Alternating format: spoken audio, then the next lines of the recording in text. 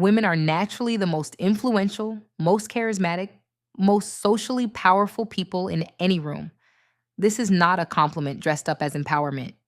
It is a statement of facts about the specific capacities women develop from childhood: the ability to read a room before they have crossed it, to understand what someone needs before that person has articulated it, to hold relationships, manage dynamics, shape outcomes, and move people through genuine connection rather than force or formal authority.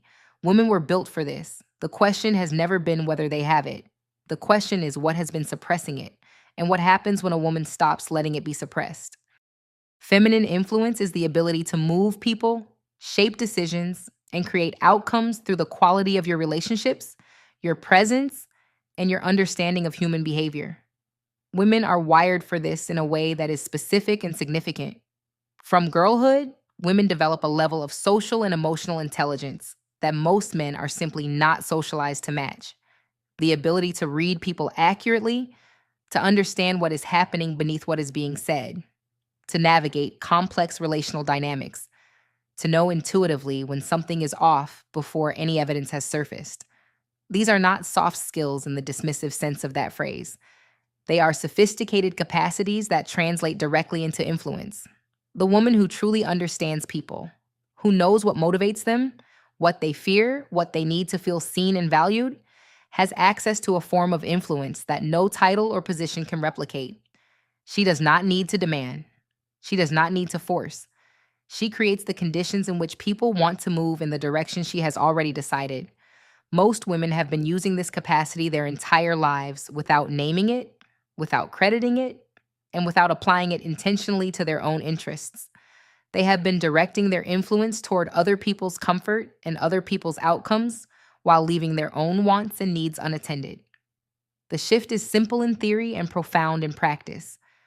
A woman who takes the same intelligence, the same relational skill, the same understanding of human behavior that she has been pouring into everyone else, and redirects even a portion of it toward her own life, her own goals, her own interests, becomes one of the most effective people in any environment she operates in. Charisma is the magnetic quality that makes people want to be near you, listen to you, and remember you after you have left the room. In women, it is rooted in presence, warmth, confidence, and the specific energy of a woman who is fully comfortable in herself. It draws people in without effort because it does not perform. It simply exists in the quality of how she occupies space, how she listens, how she speaks, how she moves. Charisma is not a personality type some people are born with and others are not. It is what becomes visible when a woman has invested in herself deeply enough that the investment radiates outward. And that investment does not have to be about appearance, though appearance is one expression of it. Beauty is an energy. This is worth understanding properly because it is not about fitting a beauty standard or conforming to any particular aesthetic. Every woman is different. Self-care and beauty look different for every woman. For one woman, it is an elaborate skincare routine and a full face. For another, it is a well-fitted outfit. For another, it is fitness. For another, it is fragrance. For another, it is the quality of the things she surrounds herself with. There is no checklist.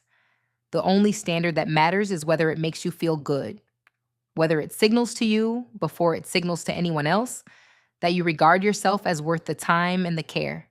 That investment communicates something before she has opened her mouth. It tells every room she enters that she regards herself as worth the effort. And people tend to regard you exactly the way you regard yourself. The same energy exists in a woman who has invested deeply into a skill, a craft, a body of knowledge, a passion. The woman who has taken the time to become genuinely excellent at something carries that investment in her presence. There's a quality of aliveness to her, a settledness, a sense that she has been somewhere and done something with her time that most people have not. That quality is charisma, and it is the direct result of self-investment rather than a trait you either have or you do not.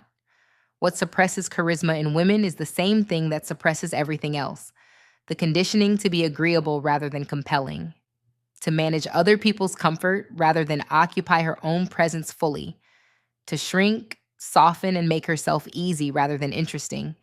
A woman who stops doing all of that and starts investing the same energy in herself that she has been giving to everyone else, her charisma becomes impossible to ignore. Soft power is the ability to attract, persuade, and create outcomes without force, coercion, or formal authority. It is getting what you want and need through positioning, social intelligence, relationships, and presence, rather than demanding or fighting for it. Women have been using soft power for centuries. In environments where hard power was not available to them, where formal authority was denied to them, where speaking directly would have cost them more than they could afford, women learned to move through the world in ways that produced results without requiring a fight. That is sophisticated strategic intelligence applied under constraint. And here's the conversation that needs to happen honestly. When a woman is strategic about what she wants, when she uses her social intelligence, her presence, her relationships, her understanding of people to extract resources, security, opportunity, or simply a more comfortable and powerful life, suddenly there's a moral conversation. People start reaching for words like manipulation, like calculation, like she is doing something that requires scrutiny. Women have been raised from birth to overgive, overnurture, over accommodate, over explain, over empathize. They have been conditioned to pour themselves out for everyone around them and to do it cheerfully and without expectation of return. The systems that built and maintained this expectation were built by men, maintained by men, and benefited men for so long that the current generation of women is still navigating the residue of them in their daily lives. Nobody called that a morality problem. Nobody clutched pearls when the system's extracted from women. The moral conversation only begins when a woman decides to extract something back. A woman who uses what she has, her intelligence, her presence, her social power, her beauty, her skill, her influence, to build a more comfortable, more powerful, more resource life is not a moral problem. She is simply applying to her own life the same strategic thinking she has always been capable of. The pearl clutching is not about ethics. It is about the discomfort of watching a woman stop being easy to take from. What does it actually look like when a woman stops suppressing these capacities and starts directing them with intention? She becomes socially deliberate. She understands that every room she enters, every relationship she maintains, every conversation she has is an opportunity to position herself, to build something, to move closer to what she wants. She is warm, genuine, present, and also aware. Those things are not contradictions. They are the combination that produces real influence. She develops emotional detachment where it serves her.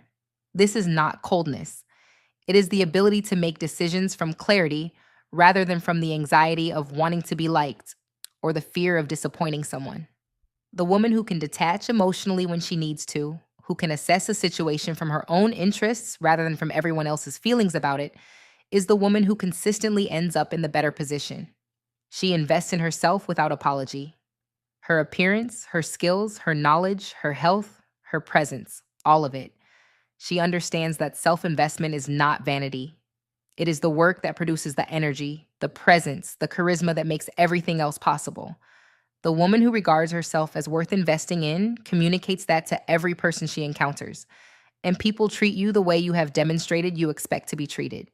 She positions rather than chases. The woman who has developed her influence, her charisma, her soft power, does not need to pursue most of what she wants. She makes herself someone worth pursuing, and then she is selective about what she allows to reach her. That selectivity is not playing games. It is the natural behavior of a woman who has something worth protecting. She chooses herself, consistently, without the guilt that was installed in her to prevent exactly that. Every time she makes a decision from her own interests, every time she directs her energy toward her own life, every time she extracts something from the world rather than simply giving to it, she is reclaiming a capacity that was always hers.